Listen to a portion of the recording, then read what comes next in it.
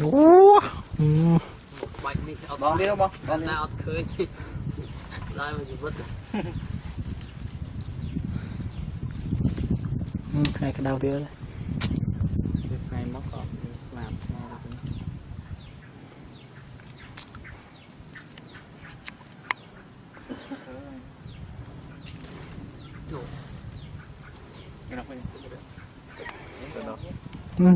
nục khác nọ thôi.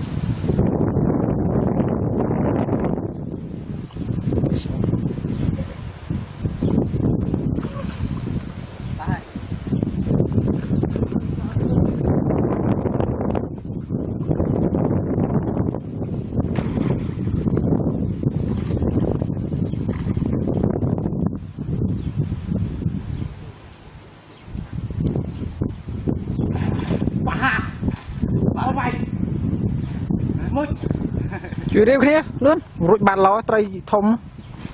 Bật rạng đấy à?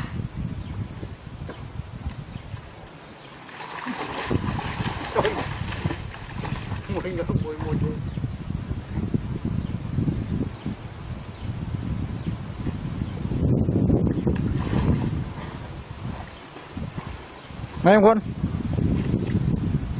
Rụi bàn đằng. Đâu? Đây hôm nay ai chặt chưa ấy? Rồi. Nó là một nó tịch trộm lấy. Bằng. lần lơ mỗi bát tray Rồi mà. ồ lợi cái tiết Lực không tiết ngọt con ăn đấy à? không bằng ngay Wow, tray sấy kia còn 3 rực mấy.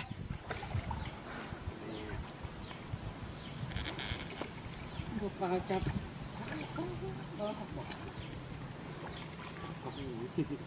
Rồi chơi.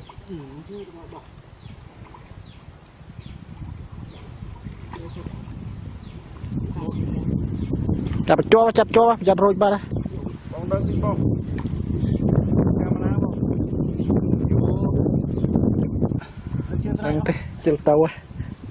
Sao li ô ai nào kia tàu mấy. cần kim tô thôi bóng ơi bóng anh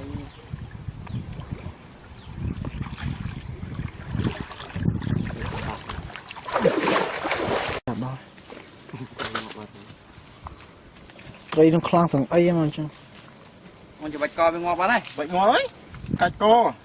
cạch co mình anh canh mấy chồng nhá bạch cạch gì Đi tray này ọt cách riêng rồi. Đâu má là tray này mà.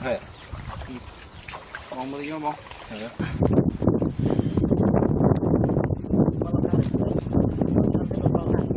Đây có con năng này bóng. Bám bên đây.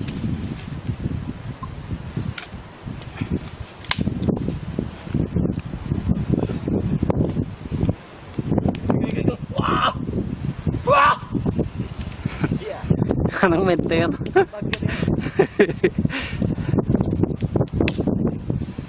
anh đi sọc mai cái hao tray ấy nè Đó.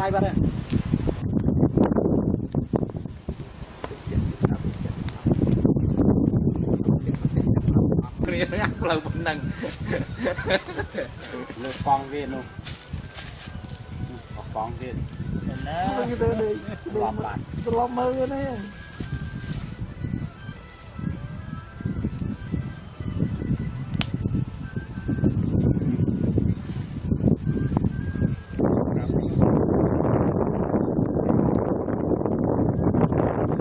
cho lộ ngoài mới cho lộ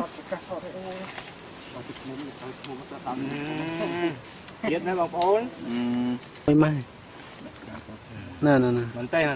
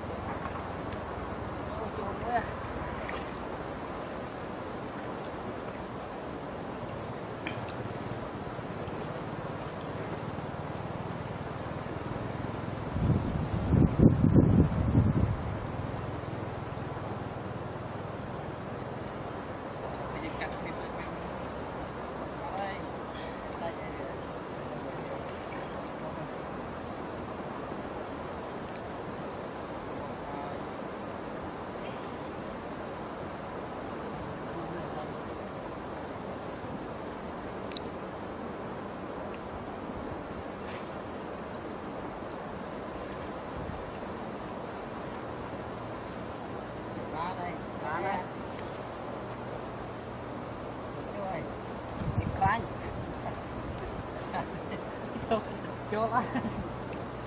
đúng rồi bạn muối này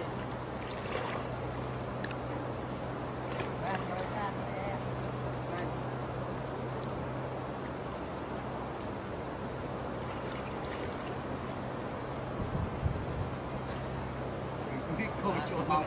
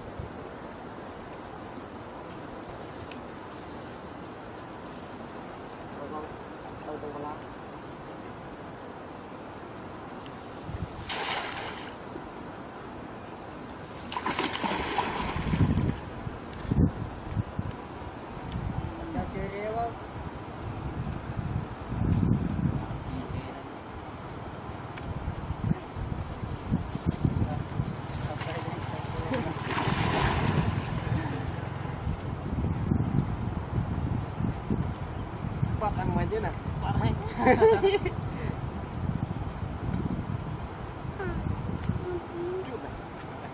cho mà từng coi cái lông lớp bọn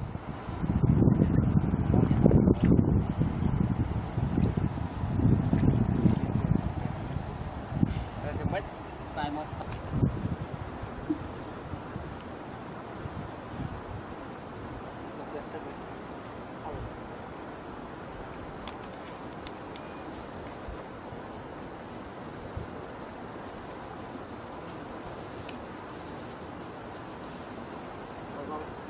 đâu đâu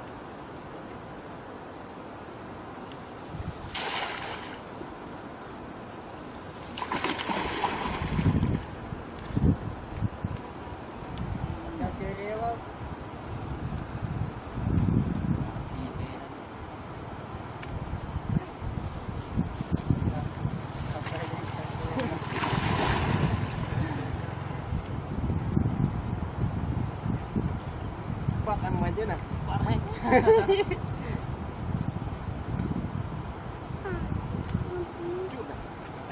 Cho mà từng cùi crom lúc bọn.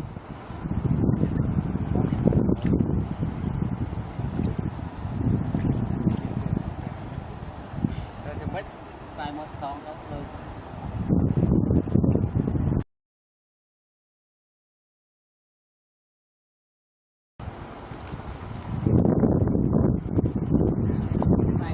Ăn nuôi ơi.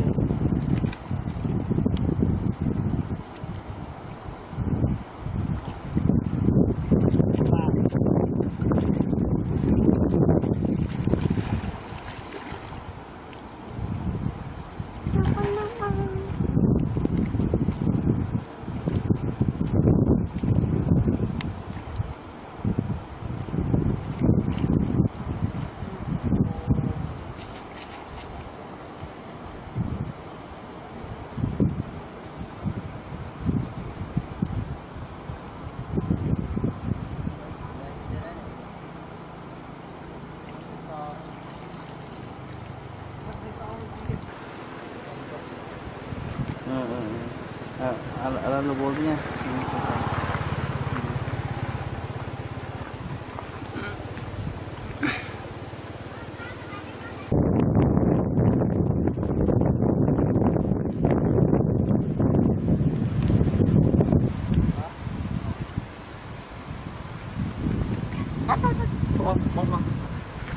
Vô chọc thì nó đúng. Đợi khi chọc. Như vậy.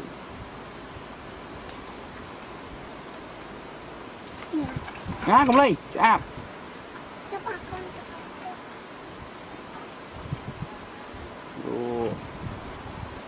nè đây ở tây này đã hái rồi, toàn như tóc, bây giờ nó đã tây này hái, cần nên này, Răng. con đây cái này, Trai cánh đốt ngắn nha. Đốt đầy.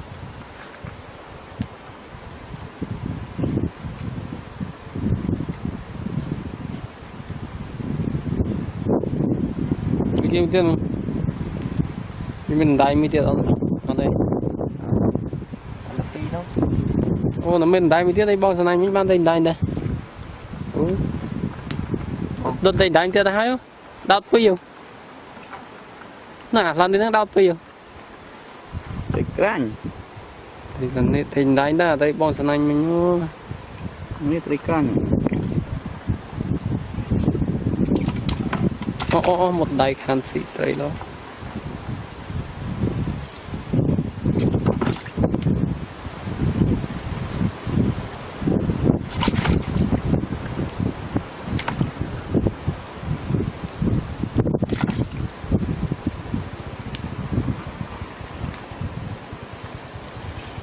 Một đài đó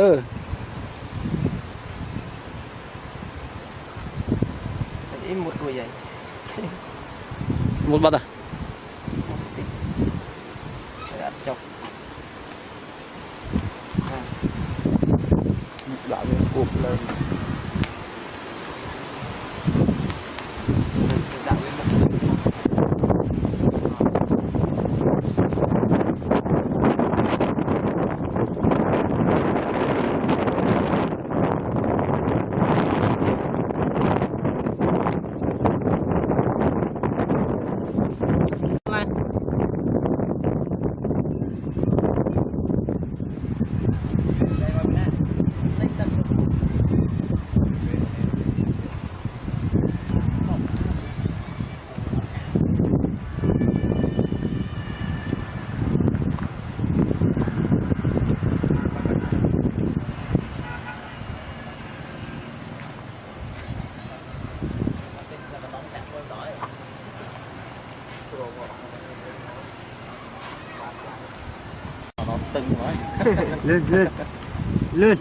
lên lên bữa tới na mặc rom chẳng ấy bây giờ phụ thọ tray nó rụt ngọt vào đấy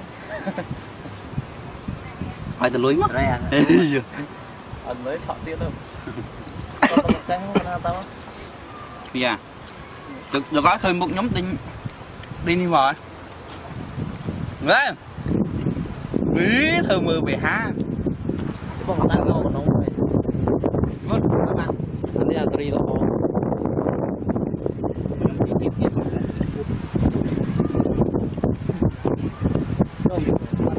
chứ lộ hết